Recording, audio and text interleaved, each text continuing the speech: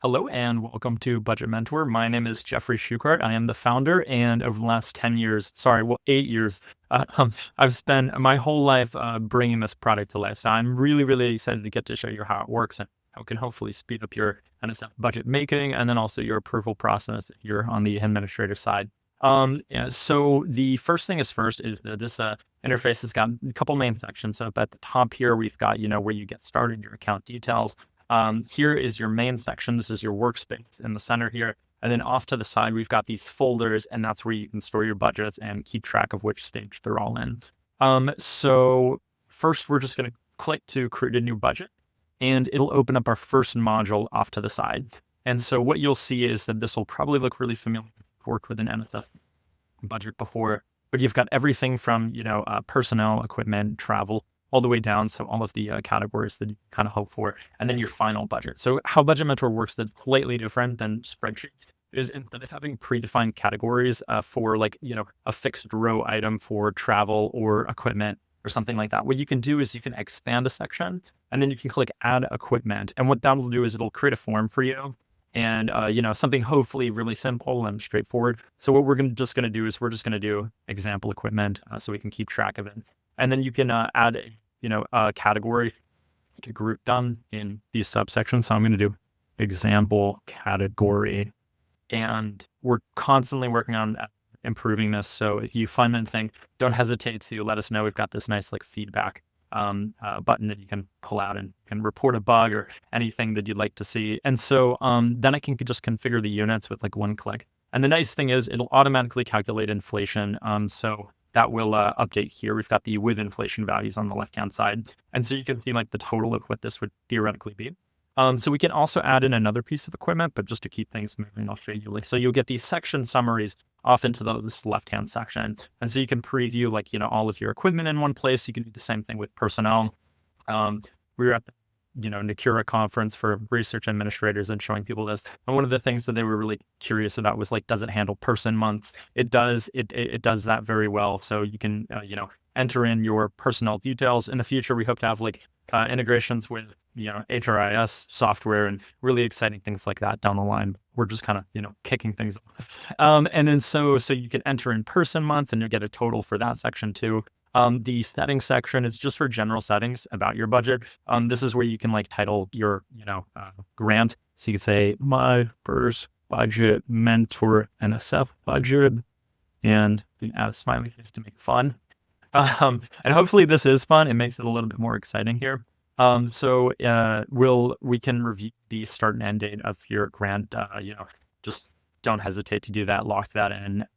In the future, we'll have it so that it's just we'll draw your attention to that. So that's really important. So you can obviously get the right inflation values. So what we're going to do is we're going to inflation rate, right? 4%. We definitely want to build that in, and we are going to go down here and set a target button.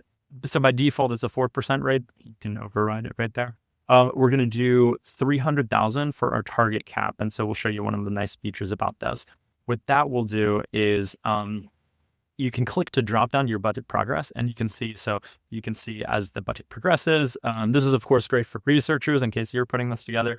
You can see your direct costs, and then once we set another category in indirect costs. Now, one of the really great things is that there are collaborative features. So if you want to add a comment directly right in the grant, you can say, hey, I think that we need to use a different inflation rate. You can tag someone.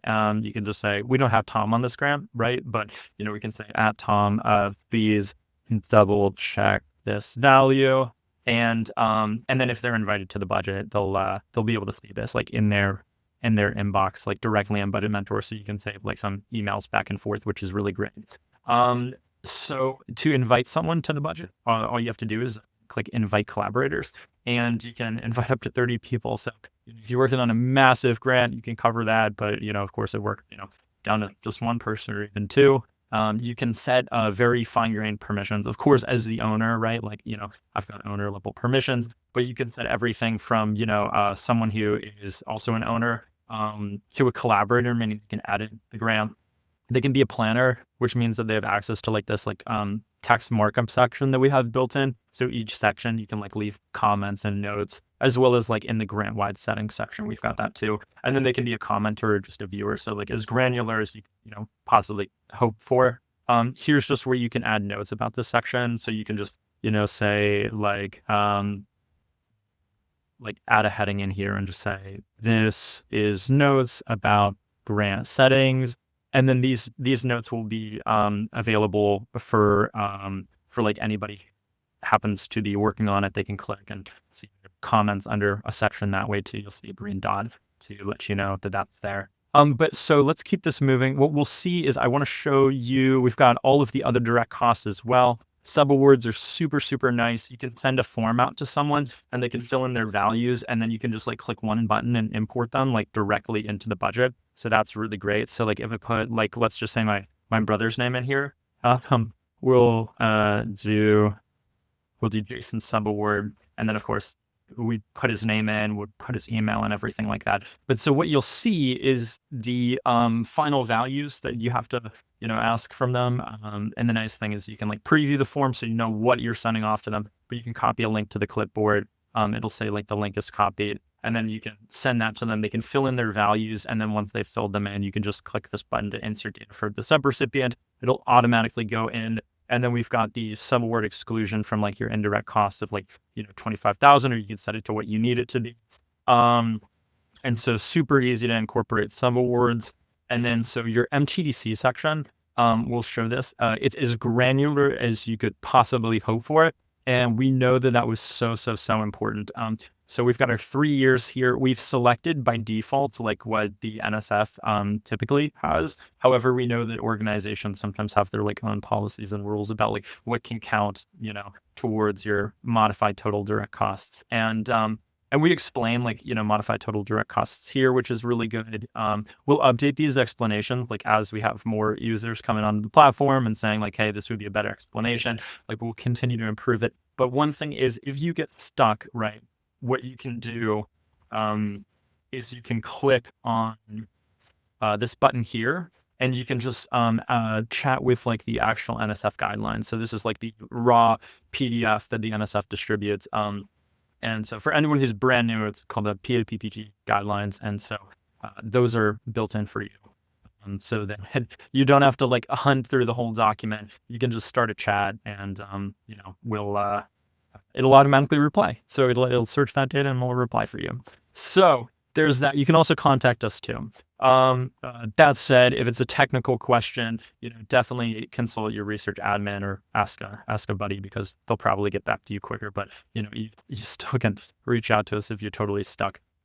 So you can check and uncheck what counts towards MTDC. That'll get you a, value down here. And then that MTDC value, you then multiply against your F&A rates, and research admin, you're just going to be nodding along. But, for any professors who are watching this who are kind of unsure about how this works, or people from, small organizations or one-off grant applicants. You can just add in a rate. You can save them for your organization, whether it's a large school or a small school, they'll be published online. So I go to American University. So I'm just going to type in American University's indirect cost rate, just like a nickname, right? Like something is recognizable.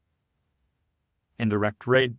Perfect. We'll save that in. Now I know that this is probably too high for AU, but like we're just going to do 50%. And I know it can be like a wide range there. So we're going to hit yes, because we want it off of 0, and we're going to select on campus just so it's like recognizable. And we're going to set this so that it covers the actual range. And I'm going to try to set this as fast as possible. We're going to make it cover a decade, just so like, we don't have to think for the example here. Okay, so we know it'll cover our grant range, and then I'm going to hit save and close. So now we've got this saved in here, which is really good. You can save it so that it's easy. You don't have to enter it in every time. It'll remember it. And then I can go to my indirect costs, and this is super great because it'll show you the actual calculated indirect costs off of what you selected in MTDC. You don't have to think. If it changes in the middle of a year, your indirect cost rate, it'll take the weighted average of that year. So it's as specific as possible. And I don't think we had that one equipment category checked, right? But if we did check that under MTDC, we'd see the example category have indirect costs on it, but just you don't normally. So hence why it's not checked. And then at the very end, here's the exciting thing. After you've added in all of your items by clicking forms, you get your final budget. And one of the best things about this is that what we're super excited about is you can copy a link to share your budget, and that'll share a online version of your budget where people can preview it. So before having to export it and even make changes off of the software, you can just click to copy a link. It'll show all of the authors, all of the collaborators, like the universities that are involved, and you can put that into another tab. Here, my computer's just going slow. I apologize. Okay, so there we go. Copy and link to clipboard, but you can also export it as a NSF version of the budget, which has the person months unit, as we briefly touched on earlier, and then it also has a traditional spreadsheet version, and that doesn't have the person months, but it's great for like internal approval, just to make sure that you can get the green light, or as a research admin, if you guys operate that way, you can kind of just check it off, which is really great. So here's an example of like the hosted form that you can see. You'll be able to export it even from this version in case someone needs to take a look. As a research admin, you'll see the MTDC values that they used here, which is really good. So you can kind of approve that. You can highlight cells as well.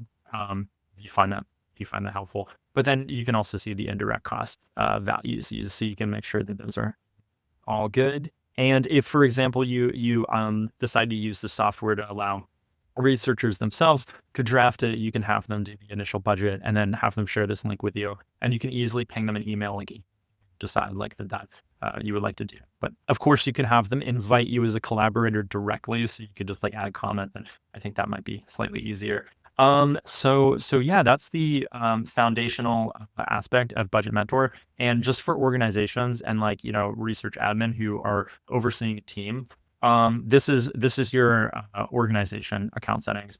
So you can create multiple organizations, I think up to 4. And so if you want to do it by university or department, or even just like a research team that happens to be putting together multiple NSF grants, here's where you can manage those. So the organization settings are on the left side, and the account settings are in this right side up here.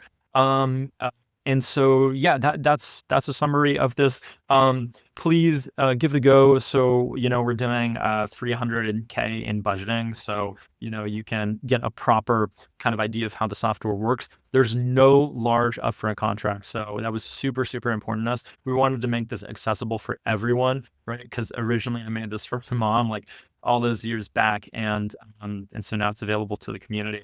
And basically how billing operates, just so everyone knows, and it's completely transparent, is so you're on the free tier, right? Because you have 100K, but it's based on the total aggregated value of the grants on your account, and then we've priced it so that it's affordable for every single range, including people who are doing grants under 2 million. So there's no one's shut out of the market. So yeah, thank you so much. Feel free to reach out to me at the email address under this account if you have any comments, questions, or concerns. And yeah, you can get started, and hopefully it's affordable for your department. But not only that, hopefully you absolutely love it. We are so thrilled to bring this to you. Thank you. Take care. Bye.